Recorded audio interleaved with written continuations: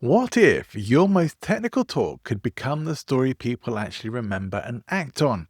Just imagine holding a room of engineers, executives, or investors.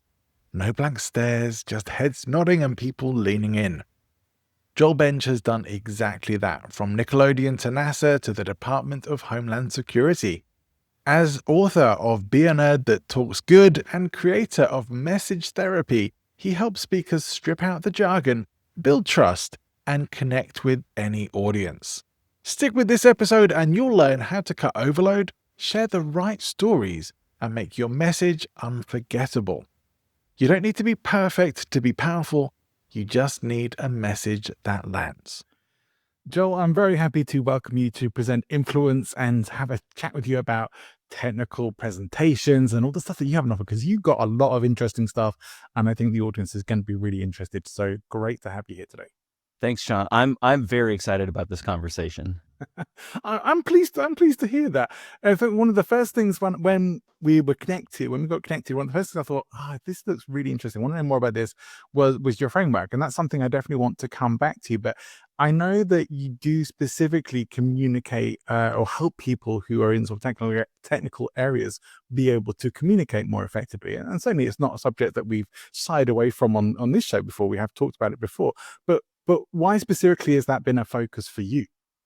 Well, I lovingly refer to them as nerds, and it's time we reclaim the nerd banner. My background actually was not in technology; it was in theater, education, and video games. I was one of the first handful of people podcasting back in the early 2000s before Apple had ever even heard of it.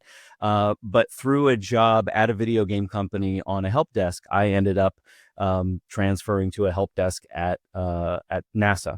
And so I became the typical IT geek.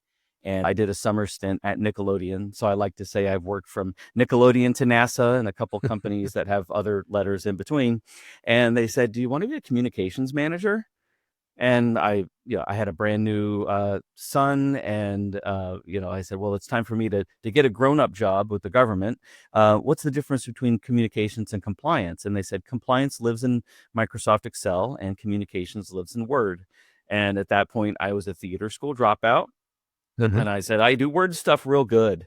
So I spent 6.5 years at the Department of Homeland Security as the primary cybersecurity communications manager at headquarters, coordinating all of the communications and advocating for the end users, advocating for the secretary who had very little time to read a lengthy memo. So it was, how do we boil this very complex information down to 3 bullets? While Congress needs to know the status of the program, and you've got about 30 seconds on the floor to share that. So you've got to contribute the best of the best to that briefing. And also writing the change your password as frequently as you change your underwear type of awareness messaging. So it was a crash course in communicating technical things for the average person or the person who had very little time. Putting the best stuff up front. In the government, we have this thing called BLUF. A lot of people know this, bottom line up front. But the technical inclination is to put the boring stuff up front, to put the numbers up front. And, Sure. I said, there's got to be a better way to do this. I had an opportunity to join a startup. And it was based on the founder's PhD thesis, and he couldn't explain it to anybody.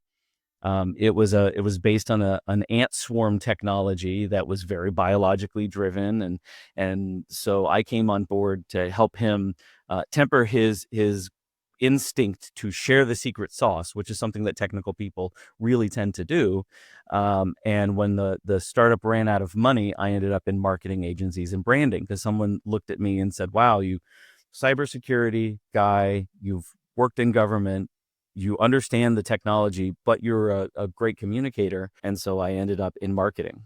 And so, but for the same technical people that I used to be, the intelligence community, cybersecurity, startup companies, and software companies. And reflecting back, I saw that a lot of technical communicators still need to communicate on behalf of their message themselves. You can't abdicate your message to a marketing company. And so you have the founder that has to do a pitch. You have the salesperson that has to do a human interaction to sell this technology. Sometimes you've got people who have to get on stage as, you know, the subject at hand, and they have to captivate and bring an audience into their vision. And you don't do that by sharing all, again, the boring stuff up front. So I reflected on sort of my approach to this and just my natural inclination and bringing a little bit of my liberal arts background. And I decided I'm going to help these nerds get better at talking for themselves. I left marketing. What I do, I call it affectionately message therapy. I help you work on your message first up front, do the self work. Sometimes it's individually, sometimes this is across large, vast teams to find the best stuff and the best order to put it in front of your audiences to get them to sit up and pay attention, to have them remember you after you've spoken. That's a challenge. And ultimately to drive them to results. And I, recently wrote a book on it.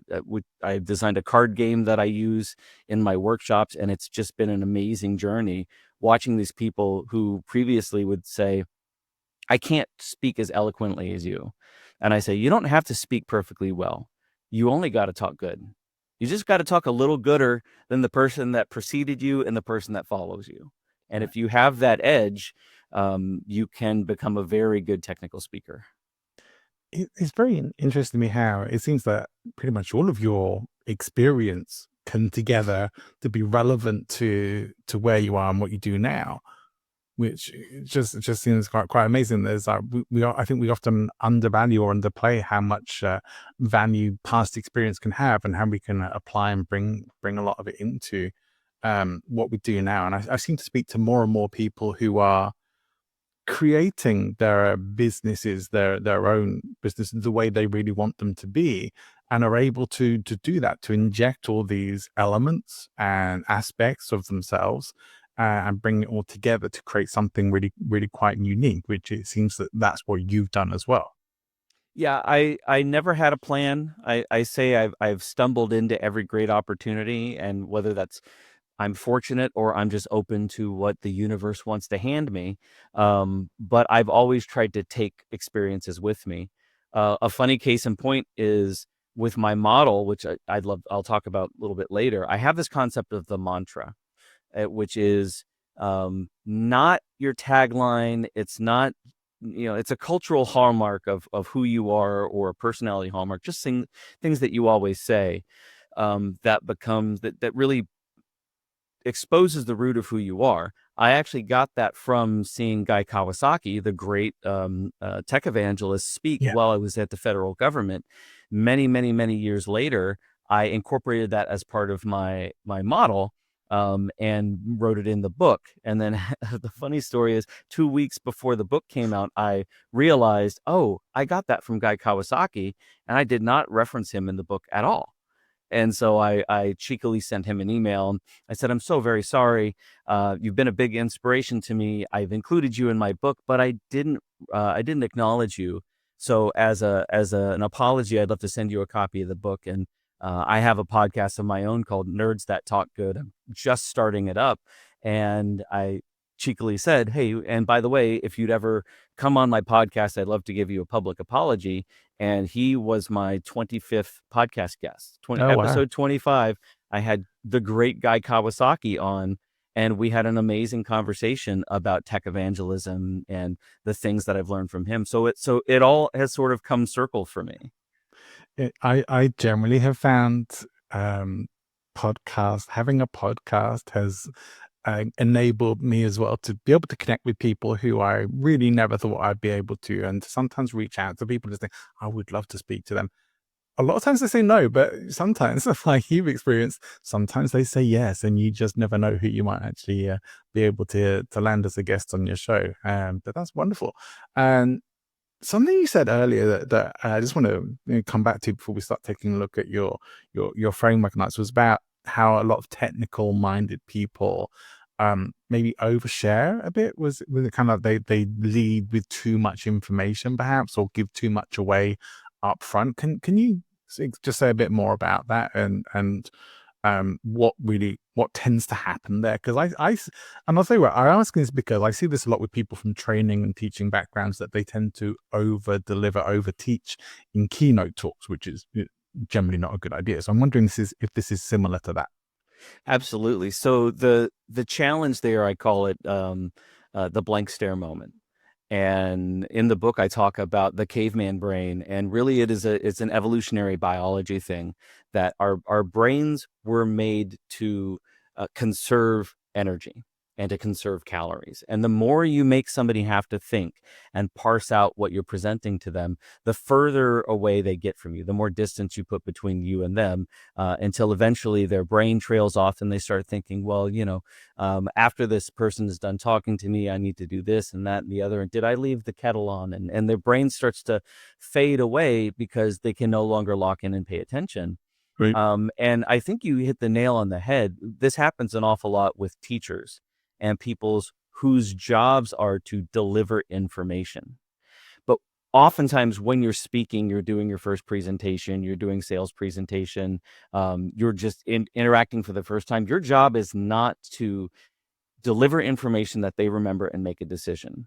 Your job is to open their mind up a little bit, give them one or two things that they hadn't thought about before, and then get the next interaction. And so, or to inspire them to be a little self-reflective and to take another step.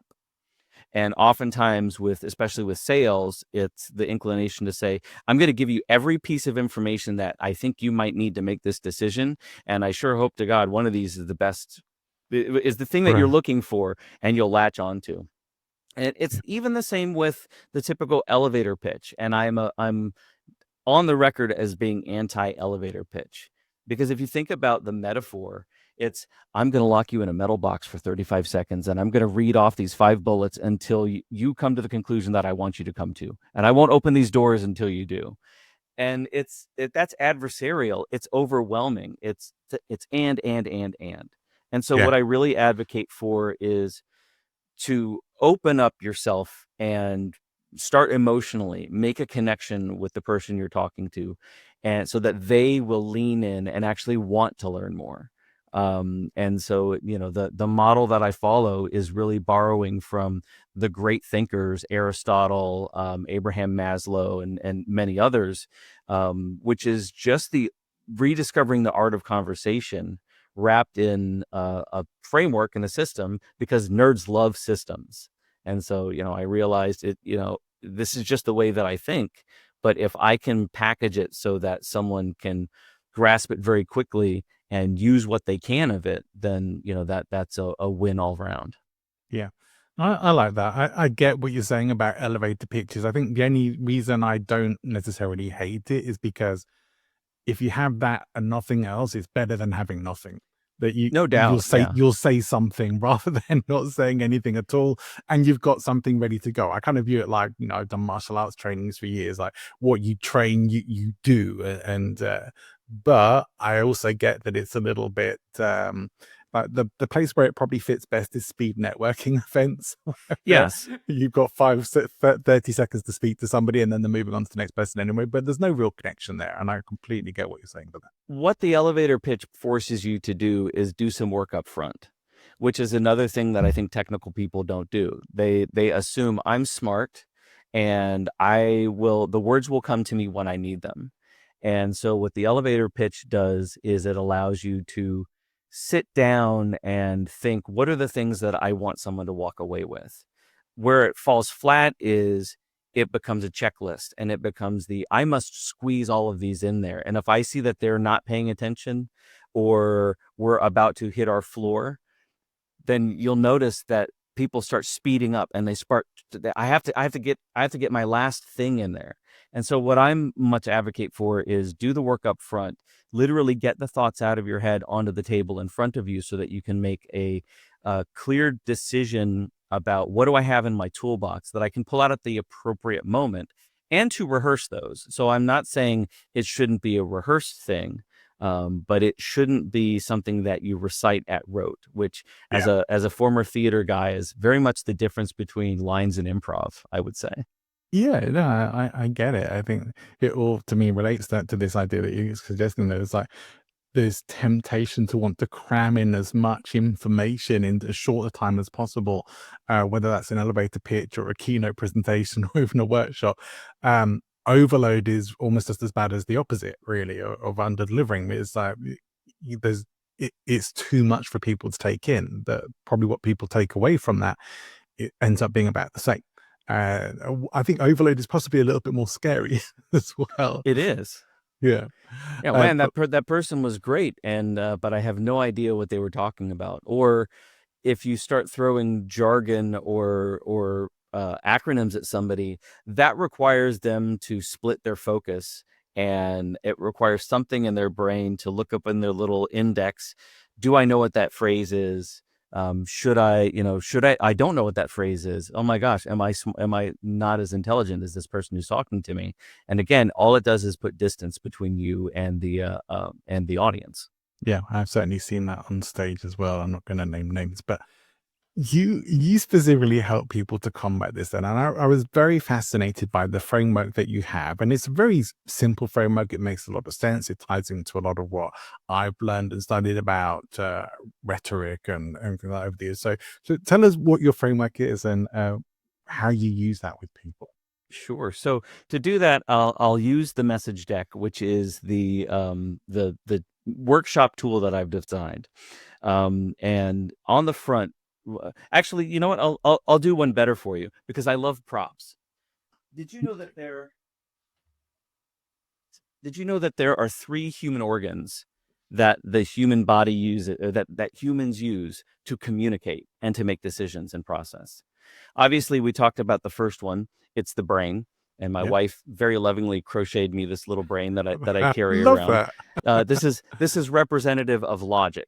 And I a love lot that of it has a people, little smiley face as well. it's a little cockeyed too, which I love. So a lot of people think that if I'm communicating something technically, I need to give you all of the information, and I'm gonna leave it up to you to make a decision on it and to come to the conclusion that I want you to come to. But as we talked about, if you overload and you overshare, what you tend to do is just give them too much homework to work on. And I don't know about you, but in school, I always learned more from the teachers or the instructors that first struck an emotional chord with me, or that I had a relationship with. And there's something about the way our brains work, where if we want to hear and learn something, we will do it much more aptly. And so the second organ that we actually think with and make decisions is the heart. And so we have a little squishy heart here, and this is representative, obviously, of emotion. The first thing that I tell people is they don't have to exactly like you, but they have to want to listen to your next words. And so emotion, logic, and then the last one is credibility, and that is represented by the gut. But it would be very weird if I pulled up a stomach. So I have a little cheeseburger here. Could be a veggie burger. This is representative of the stomach and the gut. And in almost all of our dealings, we have a gut feeling, right? The numbers may make sense. All the technicals may line up, but I just don't trust this person, or this just doesn't make sense to me. In my life, something is wrong. And we are now learning a lot about evolutionary biology, where our gut is a thinking organ. It's not an emotional organ, and it's not a logical organ. It's really geared for survival. So the first thing that I do is I tell people, you've got to make them like you, or at least want to pay attention. You've got to give them just enough information, not all of it, to not introduce more questions. And then you've got to build some sort of credibility and trust or some rapport with them so that they will want to take that next step. And for those marketing people out there, if we were to take this and turn it on its side, it would look an awful lot like the marketing funnel. which is get somebody's interest, deliver information, and convert them. It's very simplified, but most technical people don't need to learn about marketing. They just need to learn about building a relationship. So on the back of that, and not to rip off, that's all from Aristotle, not to rip off one great master, I ripped off Maslow's hierarchy of needs, and I created or I conceived of a hierarchy of messages. So if you think about, for the benefit of the people listening on audio, if you think about a triangle where the heaviest detailed information is at the bottom, high density, low emotion, that's very technical, and you move up towards the top, then you have at the top, you have the emotional, low density takeaways. And those are the things that actually lock in a lot more. People may remember facts and figures, but they'll always remember a big idea. So what I do with my clients is I trick them into sharing their feelings, because oftentimes you'll ask a company, so what is the big idea? Maybe we're working on a website project. What is the big idea that you want somebody to walk away with? Or after your presentation, what's the one thing? And again, I work with technical people in software, and they might say, well, we're a cloud-based identity access management solution using agentic AI. Well, I don't know that a lot of people are searching specifically for that on Google, or they haven't come to you for that. So what's your biggest idea? And they'll say, oh, well, why would somebody want to work with you? And they'll say, well, you've got identities in the cloud and you need to manage their access and be more compliant. And I'll say, no. What's something you want to change about your industry? And all of a sudden their eyes light up and they say, well, do you know why we do the thing that we do? It's because we believe blah, blah, blah, blah, blah. So when you can get somebody to shift away from their technology and talk about we believe, it's a great introduction. If you think linearly from a talk or a pitch, people aren't there to learn about, unless it's a symposium, people aren't there to learn about the thing that you've built. They're there to learn about how you're changing their world. And the thing that you've built is almost of a second or third order. So the system is actually taking people through different prompts and prompting them about, what market paradigm are you breaking? Why are you successful over others? Or if you get down into a story, it's not the hero's journey. It is, just tell me, how did you stumble upon your breakthrough? What did you try before? Because what stories do is they contextualize what we're sharing in the mind of the audience. And so I see a lot of people, especially founders or people on stage, going, imagine that there was a father. I had somebody that I was consulting with, and he said, imagine there's a father who went to the store with his children and yada, yada, yada. And I said, be honest with me. Is that father you?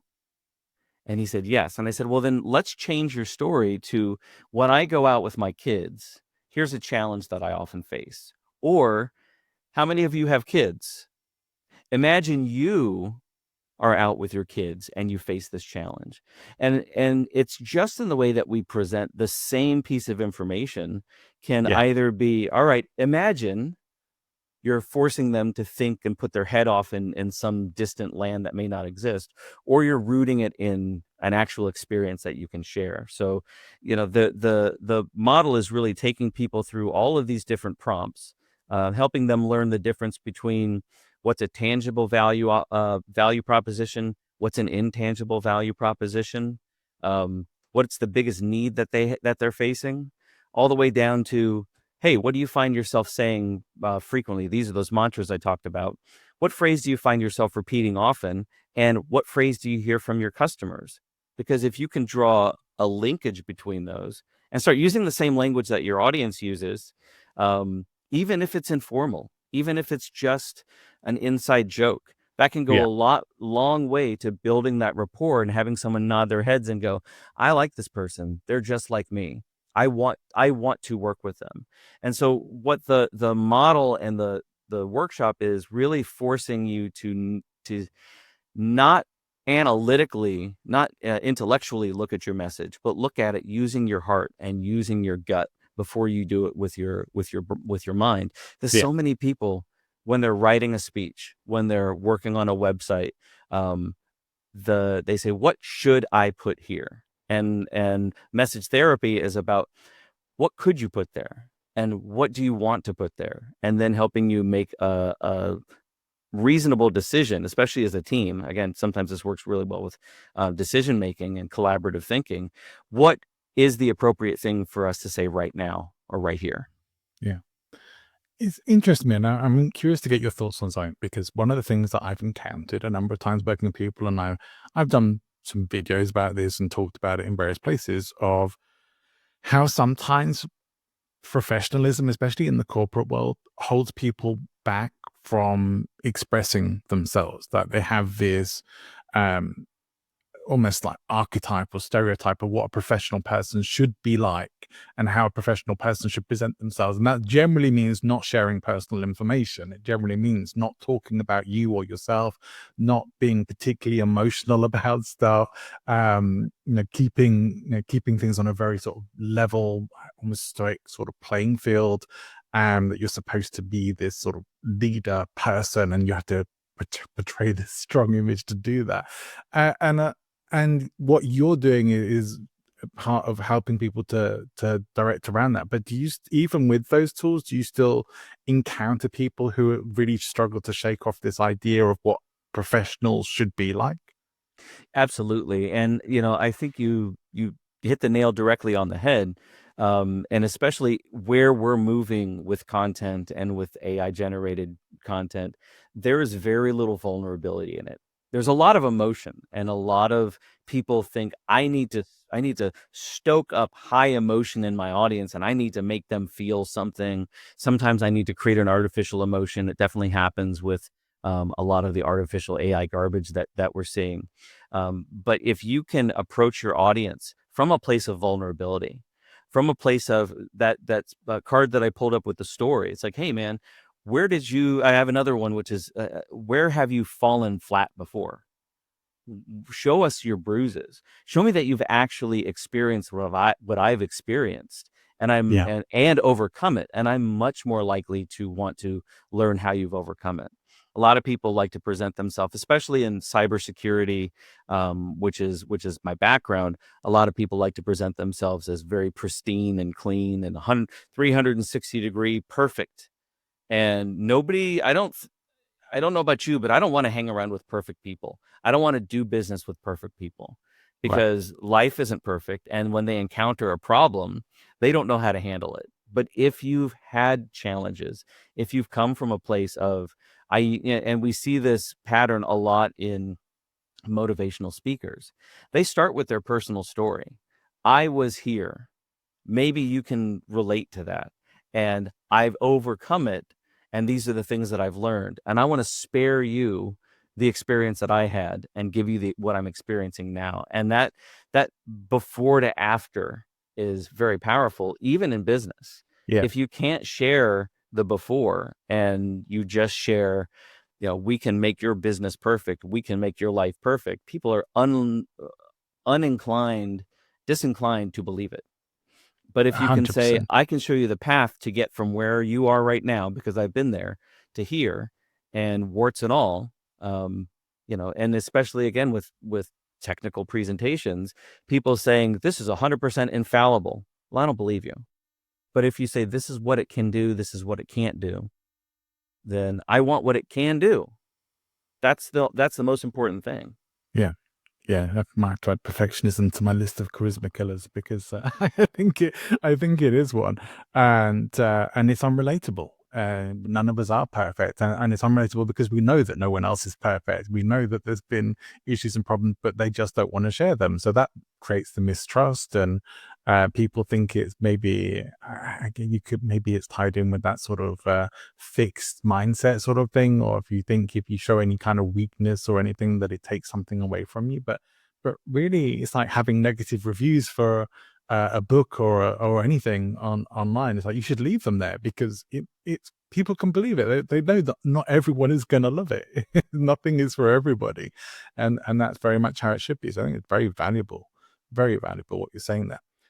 Let me ask you this, because something came up earlier, and I wanted to circle back around to it, about how you told when people are creating their presentations, and how you get people to focus on what the outcome is of that. And it amazes me. I mean, I've worked with hundreds of people in presentations over years, and it amazes me how many people do not have this. They want to create a talk, but they don't have a clear objective for it. Like, well, yeah, you can create a talk without a clear objective, but it's going to ramble. It's going to probably get lost if you don't really know why you're putting it together.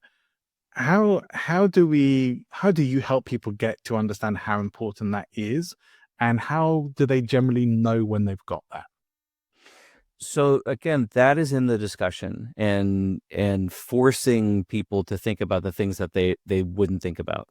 And as a facilitator, as a consultant, that's easy for me to do as an outsider, because I can ask the ands and then and the whys, ask the 3 or 4 whys to dig deeper. It's less easy for people to do it on their own.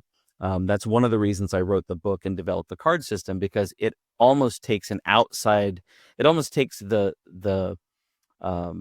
takes the role of the outside non-participant. I saw a really good consultant once say, "I am a disinterested third party," or I'm an interested third party.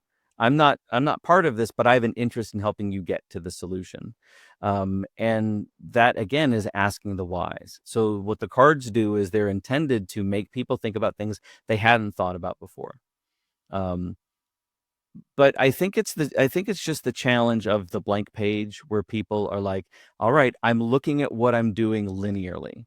And so if I'm writing a web page, I'm starting at the top. I'm starting with the headline. Never do that. Write the bottom part first, and then the headline should be reflective of everything else. If you're doing a talk, you're like, all right, I want to start with my opening PowerPoint, slide number 1. And so what I recommend people do is chunk up what they want to say, figure out what they want to say, and then figure out the most appropriate order to delivering it. And that'll help you figure out, like, what's the takeaway. You want to know what the end is. You want to know what the journey is going to be for your audience before you start. And you want to hint at a little bit. You want to give them, again, that big idea is a thread that goes throughout your entire presentation or your piece of content or your talk or what have you. Yeah. And if you're like, I'm going to build up to this great conclusion, and then they're going to have the aha moment. Yes, emotionally you want to build to an aha moment, but you want to let them know what that aha moment is going to give them, because you want to give them something to look forward to. Yeah, I think that's great. I find sometimes as well that one of the things that sometimes trips people up on figuring this out is because there's like 2 elements to it as well. There's your outcome as the speaker, and there's the outcome for the audience as well. And you do need to differentiate those. They are different different things as to what you want the outcome of the talk to be, and what you want the outcome to be for them as well. They should be different things, at least, I think. And the outcome for the organizer, Right. which is very different. So and something that I've even been learning as I've been on stages my entire life, but never until recently as an actual speaker, is your customer is often the organizer, the event organizer, and they have a very different plan or a very different need than the audience. And so you really have to understand the 3 different perspectives, the 3 different needs. And then you have to find a way to build your talk, build your presentation into a Venn diagram that delivers for all 3. And that again comes from saying, what would this person want to hear? What is the outcome here? Let me lay it all on the table in front of me. The steps that I take my workshop participants through is actually prompting them with the cards, so they write everything down. So, and it's not on a sheet of paper, because again, we don't want to just capture things linearly.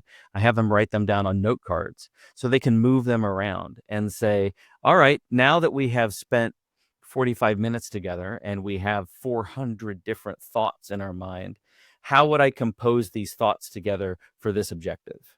Now, using those same thoughts, maybe bringing one or two others in there, how would I do it for this objective? And one of my favorite experiences is when I do this as a team and I'm trying to help them find that one big idea, and they're all bringing different big ideas together.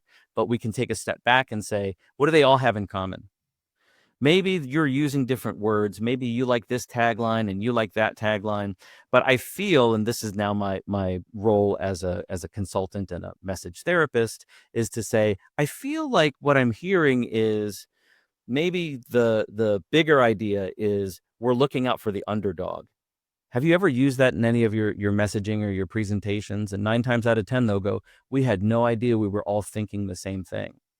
And it was because they're focused on the what they're saying or the how they're saying it, and not the bigger idea, the outcome, and the essence of what they're saying. So if you can boil down your talk to an essence, as opposed to the words that I'd like to say when I deliver this talk, you can find a lot more synergy between your objective, which is to make the audience feel good and change their mind, or have them take some action or buy your book, or downstream business, whatever.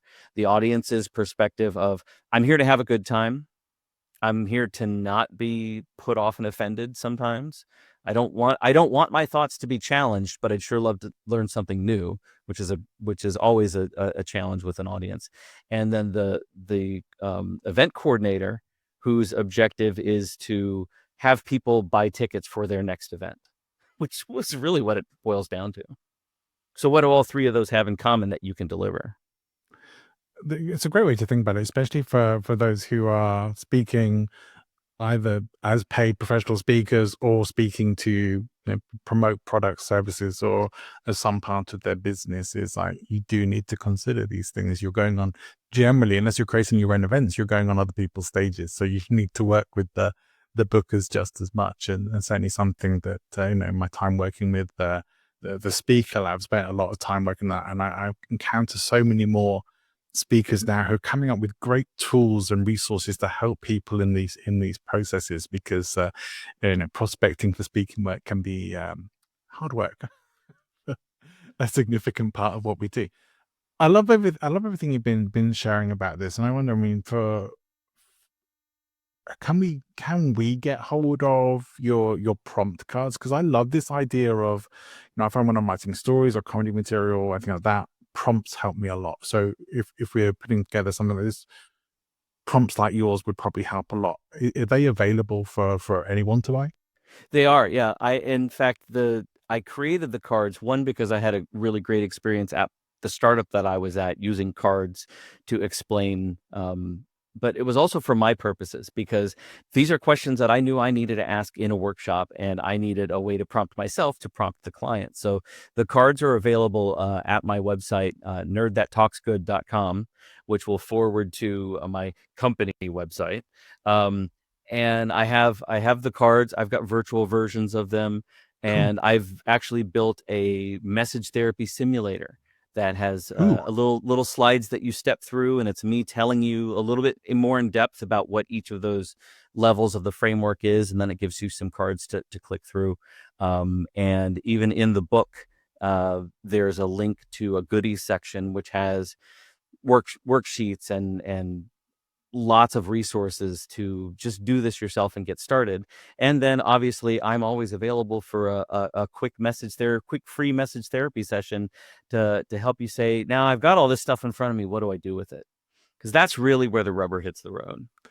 Yeah, absolutely. I think sometimes, especially in this age, and maybe you find this as well, but sometimes with everything that we have going on and all the things, but we have so many mental tabs open at one time, keeping a track of everything that's going on can be one of the hardest things. So having somebody who can help you to get on track with something that's actually important for you is very vital, very, very helpful indeed. So I can appreciate that. And so the book, is that, do we get that through your website, or can we get it on like any Amazon or anywhere like that? So the book, I don't even think I've mentioned the book's name. The book is Be a Nerd That Talks Good. There's my signature glasses. And it's available on all the major retailers, ebook, paperback.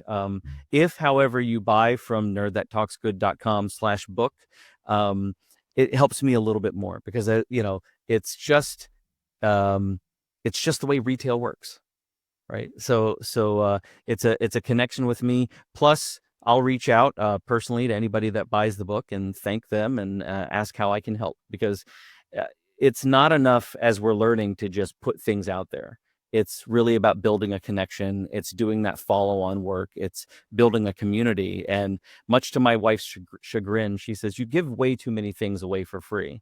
And I said, "Well, because I have a mission that I have, which is helping technically minded people, helping the nerds learn to reclaim their credibility, talk better on their own behalf. And to do that, it's about just helping people improve day by day. And I want to be part of that journey for other people too." Yeah, I do find that in my experience anyway, and I've been in personal development world for a long time, the people who have everything is expensive with them and they're not easily accessible are often not the best teachers. They're more the gurus and the people who claim or seem to have all the answers but probably don't. And the people who are real, they're heart-led, on have their own vision, mission, purpose for what they want to do and really want to help and make a difference. The people who will make a lot more stuff accessible, and I think probably do a lot better from that, because when somebody helps you, then you naturally want to do more with them anyway, learn more from them. If they actually solve a problem for you or help you in some small way, I think we can encourage people in. But I love that you're one of many people I come across now who are helping people to establish connection more with audiences, rather than just get up on stage and think it's about you looking good or you giving a great performance. It's like so much more than that. With that, if that connection part isn't there, you're wasting a lot of time, really. It'd be very easy for me to record a passive video course, and I'm working on one. But I always like to make things a little bit more exciting and a little bit more personable. But it'd be very easy for me just to say, "Oh, here, buy this and you're on your own," which so many people do. But I want to be part of the journey of the people who I'm helping. I think more and more people are recognizing, certainly in where we are currently, that do it yourself isn't working for most people. They'll buy a program and they just kind of left to their own devices and they never touch it, or maybe spend a few hours with it and then it gets left on a shelf, so to speak. But I like what you're doing. I love how you're doing it as well. You certainly have the cutest props I've ever seen. Your crocheted props are great. I love these cards as well. I think these sorts of prompts are very, very helpful to what you're doing, and this framework makes it nice and simple to understand. Like it's a nice way to express the principles of rhetoric in a way that we can relate to a little bit, maybe a little more easily than Aristotle in his original format. But Joel, I really appreciate that. Just remind us one more time where the best place is to go for people who want to check out the cards, the book, or find out more about you. So the quickest way to find me is to just search for Nerd That Talks Good, nerdthattalksgood.com. So it's .com official. I'm also on LinkedIn and many of the social platforms. But the best way to connect with me is just to go to nerdthattalksgood.com, hit contact, drop me a note. And I would love to help everyone out there learn to talk a little bit gooder. I certainly hope for the speakers and presenters who have been watching the video version of this, which I do recommend because you're missing a lot if you haven't been watching the video. The just simple things like having the props ready, having everything you displayed is and the way you like switched cameras and stuff like that. You've inspired me to learn OBS as well. But these things are just great in terms of you're presenting yourself really well and you lay everything out really simply. And it's been a real pleasure to see what you do and to learn more about your framework and everything that you have to offer. And I've thoroughly enjoyed the conversation, Joel. Thank you for coming on Present Influence. Just imagine walking off stage knowing people aren't just politely clapping, but quoting your words, sharing your stories, and remembering you long after the slides are gone. Joel's message therapy framework shows that when you balance head, heart, and gut, even the most complex ideas can stick. That's how he's helped everyone from tech founders to government leaders talk good and be heard. Now it's your turn. Subscribe to Present Influence, drop your takeaway from this episode into the comments, and share this with a speaker who needs it. The clearer your message, the bigger your impact. See you next time.